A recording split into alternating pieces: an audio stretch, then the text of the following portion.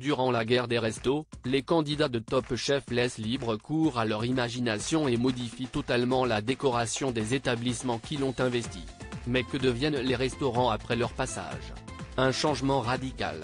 Ce mercredi 3 mai 2023, les candidats de Top Chef s'affrontaient lors de la célèbre épreuve de la guerre des restos.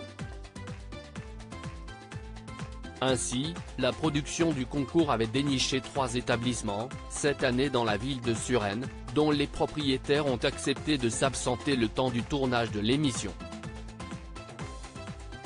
Et ce n'est pas rien. Car, comme le veut la règle de ce challenge très particulier, en seulement 48 heures, les cuisiniers modifient totalement la décoration des lieux afin de créer un concept inédit qui s'accorde avec le menu qu'ils comptent proposer. Adieu donc l'esprit pizzeria, asiatique ou oriental, que les véritables restaurateurs, et leurs clients, connaissaient. Top Chef, que deviennent les établissements après la guerre des restos?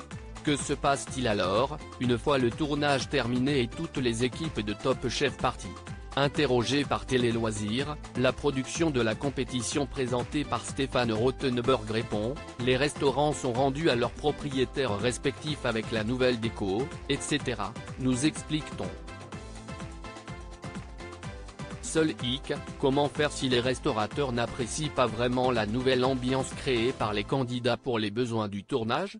Si ça ne plaît pas, ils sont repeints en blanc au besoin, promet alors la production. Un dédommagement pour les propriétaires. L'opération semble donc totalement bénéfique pour les propriétaires. Il y a quelques années, Mathieu Bell, alors directeur de l'unité flux de M6, révélait aussi dans nos colonnes que les restaurateurs recevaient une compensation pour n'avoir pas pu accueillir leurs clients durant le tournage. Il y a un dédommagement négocié avec eux, qui leur permet de compenser l'activité qu'ils n'ont pas les jours du tournage. Après, ils récupèrent tous un restaurant joli, avec de belles peintures et souvent une valeur ajoutée.